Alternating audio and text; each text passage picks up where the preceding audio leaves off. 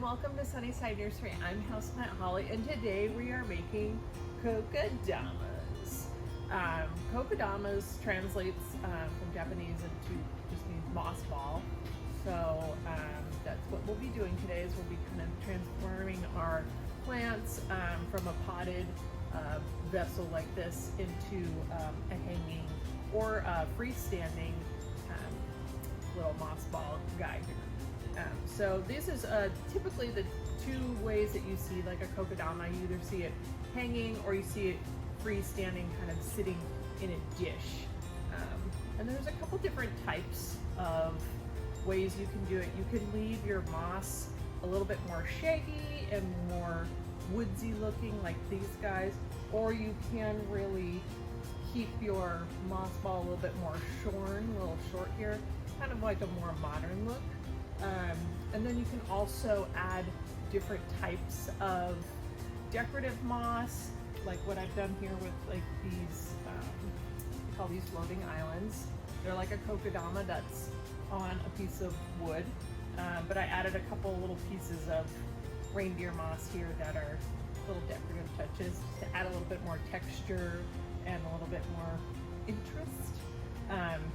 This is a little bit more on the skilled level, where you're trying to defy gravity here with your kokedama, but we're just going to make your kind of basic kokedama. When you get a little bit more experience or a little more confident, you can kind of experiment with putting your kokedama on something that can get wet, like metal or plastic, or like this is a piece of driftwood that I had bleached and dried and all of that. So you have all sorts of different options that you can kind of decorate your different kokedamas. Here's a more up close and personal look at some of these kokedamas that I already had made. So this one here, this Pink Panther Calissia, I used a decorative twine just to kind of go with the colors of the plant a little bit more. These other ones here, we used just this typical black thread, which is, really strong, but, just really easy and kind of gives it a little bit of a more modern look with that black thread. And then with this guy here, I use fishing line, so you can't really tell unless you're really up close and looking at this that it's more of kind of an invisible, you could either be freestanding or floating, and you don't really see that as much. And then over here, these are these floating islands I was kind of talking about with the pieces of driftwood. So this one I attached a pothos to using fishing line, so you don't see it. Well, this is getting a little bit more in that advanced realm here. And then here I used a couple pieces of like this little reindeer moss to kind of add a little bit more texture and some more interest. Yeah, these are really fun to do when you get a little bit more comfortable playing around with these guys. And then this guy here, I put actually 3 different ferns in this. And this also, I wouldn't recommend trying this on your first go because it does get a little bit of challenging at times. So, but this is definitely something to kind of work up towards because it does kind of have a fun result. So these are a couple of these little pre-made guys that we have going on here.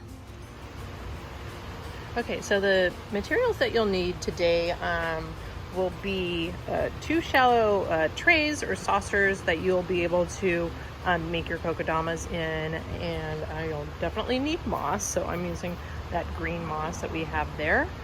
You'll need string, some sort of string. You could do decorative string, you can do fishing line or twine or something like that, hemp line, scissors of course.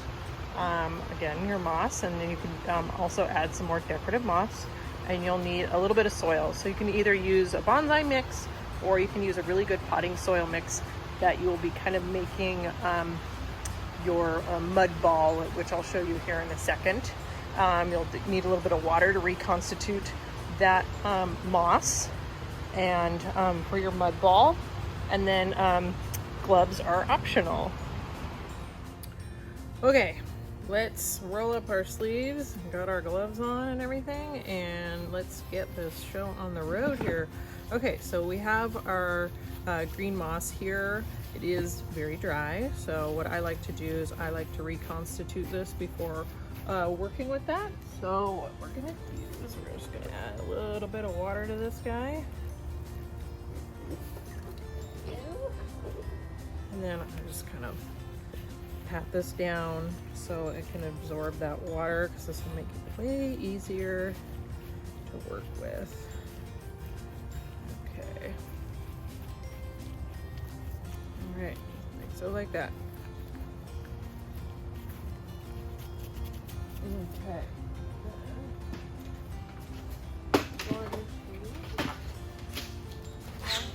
Some soil on standby here. All right, and we're gonna make this cute little anthurium into a little kokedama today. So we're gonna unearth her. There we go. See, we got some nice roots on that. It's definitely will be a little bit happier being out of that pot. So what I'm actually gonna do with this, since it is already getting a little bit pot bound in there, we're going to be making some mud, and we're gonna actually cover this up so there is a little bit more soil here to wrap the roots and everything, and then shape our ball form. So some people, they will strip pretty much all of the soil away from the roots. I don't typically do that. I feel like keeping some of that in there is just fine, and then covering those outside roots here will work just fine. Okay, so kind of just loosening up those roots a little bit so it's not in the shape of that pot. And then also, okay, there we go, just a little bit more loose like that. All right, and then we have our pile of dirt here. We're gonna be making kind of a mud bath, mud pile. So we can coat our root ball up. This is why I also like to wear gloves, is because I don't typically want a ton of soil under my fingernails, just not my thing, but to each their own. Okay, so now that we kind of have this like kind of muddy consistency here, you know, if you have soil that doesn't really clump up or work out too well to like cover this, you can always add a little bit of peat moss to this, and that will retain a little bit more moisture and then make it a little bit more sticky. And then also use the bonsai soil with this too, but this is just some potting mix. It has, you know, pretty good drainage, as you can see. You can just kind of see here, just like kind of making a big mud ball here, covering those roots up a little bit more and shaping it as I go. Of course, it's going to be messy and stuff's going to slough off, but that's okay. Just be patient with yourself, be patient with the process. You don't have to rush. Might take a couple tries to get it. Okay, so you can kind of see this like shaped ball here. A little bit more soil to here. Okay, once you kind of got this into a nice shape, what I'm gonna do now is I'm gonna kind of transfer over to this now nice reconstituted moss here. So it's nice and squishy. And so basically what we're gonna be doing is we're just gonna be wrapping this moss ball, or the dirt ball, the mud ball, into with the moss here. So kind of just be kind of swaddling it here, just so you're covering this entire ball. And if for some reason you're like, oh well, this piece here, I don't have a piece, you can just break off a piece and basically stick it right on there. It doesn't have to be all in one piece. You can definitely break this up and kind of go around and just check to make sure you're covering all of that soil. Again, roll up the sleeves one more time. Okay, kind of give it a nice squish. Just make sure you're all in there. Everything's covered. So a little bit of a bald spot right there. Just tear some away. Okay. And then with this extra water, I'm just gonna dump it in that other saucer. So having 2 saucers is great. Okay, so I kind of got that pretty well formed around there. So what we're gonna do now is we're gonna start wrapping the ball with the string. So we're just using this black string here today. So what I like to do is kind of get it started here. So what I'm gonna do is I'm gonna tie this just to get that started up here. And then, all right, this can get a little tricky. Again, just like really be patient, and you know, it doesn't have to be perfect. This is supposed to be a fun project, so give yourself a break if you're getting frustrated. So we're gonna start wrapping this, and you know, the way you want to do it is basically you're making sure that you're covering all sides of this in a secure way, and then but then keeping that ball shape too, so you kind of shape it as you go. So, and then definitely pull this string really tight against this moss here, because you really want a tight hold. You don't want a loosey-goosey moss just kind of hanging there. Again,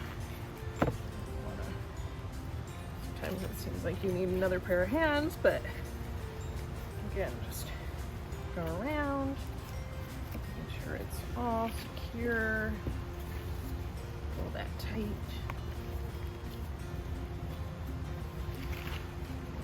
Around. Whoop. Come on, get out of there. Knock it around. Again, I'm kind of shaping it as I go with my other hand. Some messy work. Of course, gets stuck in the plant. That's will sometimes happen, and if you just run into, you know, a big tangle, no worries. You can always cut your string and tie it off and then start a new string. Doesn't all have to be one continuous if, you know, you get a big knot in there or something like that. All right. Come on. So, make sure you're getting all angles. See, I have a knot there. Oh, good, I released. All right, getting all these different angles here, up and around. Okay, so this is getting pretty secure now. I'm feeling pretty confident about that. And then what I'll do is getting it really tight. So what I'm gonna do here, we'll go one more time around the upper part here. Okay. Now I will cut string, and what we'll do is I'm just gonna find under here, like underneath a couple of passes that I did here. Just kind of tuck it underneath there and then tie a really secure knot. This is harder to do with gloves on, but you definitely want to secure this guy, because you don't want it obviously unraveling on you. All that hard work wasted. Okay, so we have that there. So I'm just gonna trim that off. Okay, so you know, doesn't look completely perfect at the moment, but see, you can kind of shape a little bit more with your hands here. Now, if you wanted to keep it kind of this weird, you know, this rugged look or whatever, shaggy, woodsy feel, you can. Or what I like to do with, you know, most of the kokedamas we have, I like to kind of shear them up, and I just take some nice scissors, sharp scissors, and I just kind of go against the moss here and kind of give it a little bit of a haircut. Careful not to cut your string you spent all that time wrapping. But then this is kind of, you know, really makes that rounded shape, you know, pop out. And can also do kind of like a combo if you wanted to keep like it really shaggy up here at the top, and then a little bit more round and shorn at the bottom. That's definitely an option. It's totally up to you. It's totally your creation. And I give that a squeeze. There's going to be some excess water in here as well. So you can always squeeze out a little bit more so it's not dripping all over the place. Okay, so I'm just going to keep that a little bit loose here at the top, just to kind of give it a little bit of excuse me, character. And there you go. Look at that cute little moss ball. Now if you wanted to hang this, what I like to do is I like to hang at 3 different points, because then you'll get a better even hang out of that. So with something like this, since this is like the front of the plant, I would probably put 2 here, and I would just tie them onto a secure part on here, and then do 1 in the back, and so then it will feed up and will hang really nicely. So here is our finished kokedama here that we just did with our little cute little anthurium here, and right now I just have it kind of displayed as freestanding, and then you can always put it in a cute little dish.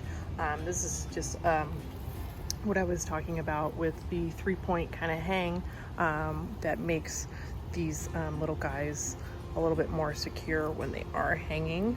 Yeah, if you do 2, then they kind of get a little lopsided, so it's definitely best to use 3 points of hanging, or 4, but the 3 looks just as great. Yeah. Okay, now when it comes to care and maintenance, you're kind of like, okay, now how do I water this thing?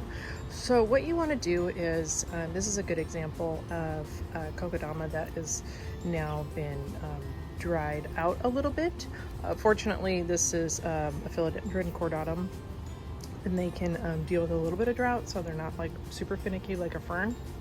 But what you want to do is you can either spray the moss here with a spray bottle and kind of reconstitute this, but you'll also want to do like a weekly soaking, or depending on how dry your home is, maybe a bi-weekly, and depending on the plant. So what you'll want to do is, this feels super light right now and pretty dry, so compared to, like, I made this guy yesterday, you can see kind of like how plump this moss is, because it's just full of moisture, and then this guy is pretty dry. So what we're gonna do is take it down, and I just have a little dish of water here, and I'm just gonna soak this guy in. You can do a bowl or dish or something like this, and I like to do it for at least a half an hour, just so this whole moss ball becomes completely resaturated with water, and you'll definitely can tell with the weight when you pick it up that it will be nice and full of water. Now when it comes to basic care, you definitely want to still give your plant that you have made into this cute little kokedama the light that it needs, and the temperature that it needs, and then of course the watering that it needs as well. So you want to make sure that your moss ball isn't, you know, staying too dry for too long. Some plants that can tolerate a little bit more drought, you know, that's something to keep in mind. You still don't want to overwater, because you know that soil and everything in here is still protected by that moss layer. And then, you know, if it's a plant that really does like humidity, you know, you can keep the ball nice and sprayed with your spray bottle, or keep it in a humid environment. You know, when things do hang, especially up high, they will tend to dry out a little bit more, especially right now in the winter time when our heaters are blasting full blast. So just keep in mind that that moss will dry out a little bit faster, but you want to make sure that you're giving the plant that's actually in the kokedama the correct light that it will need. Now, what happens when your kokedama starts to outgrow its kokedama. So if you start to see like a root start poking out of the moss ball, or you can just tell that your plant like is way top heavy and you just know it's going to be crowded in there.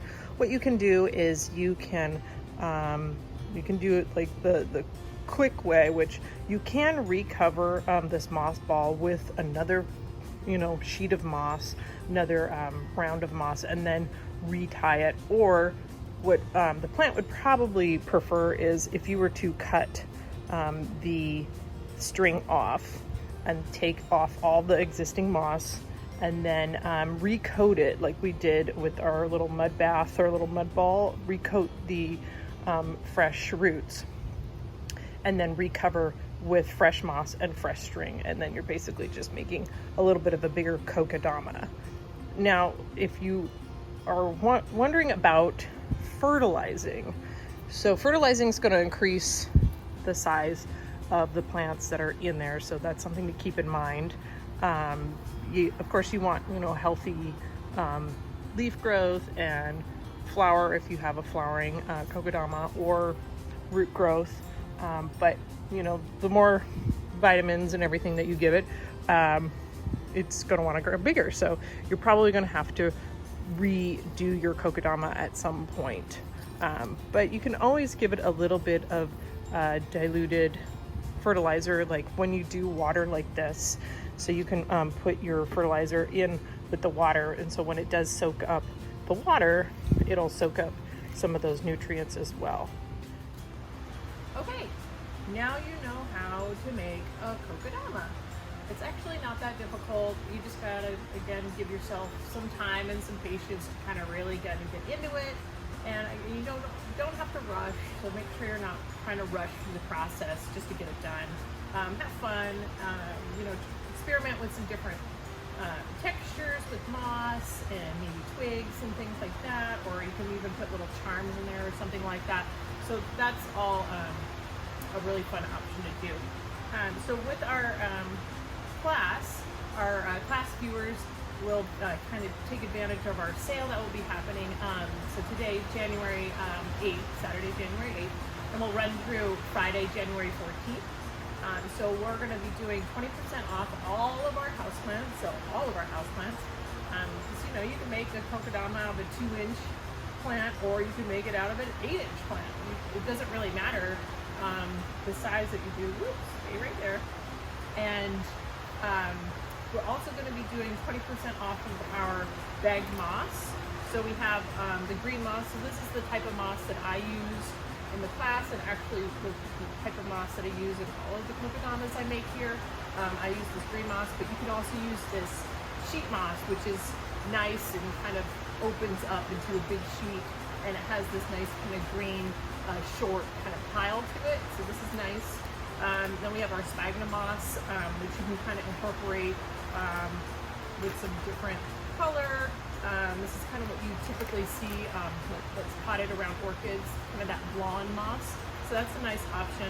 And then we have some more decorative mosses here, like our reindeer moss, which is that kind of bouncy, cute little moss. And then this here has the white and the red reindeer moss, and a little bit of dark green, and a little bit of sheet moss in there as well. So that's kind of fun to kind of, do patchwork or do something kind of creative with the mosses. So those are all 20% off. And then also our 4-quart houseplant potting soil here will be 20% off, and also our 8-quart bonsai mix will be 20% off as well. Okay, so thank you so much for joining me for my class today. Hope you had fun making your little kokedama projects, or if you're planning on doing them in the future, and take advantage of our sale with the plants and potting medium and moss to kind of get you all situated and sorted out. So you guys have a great weekend.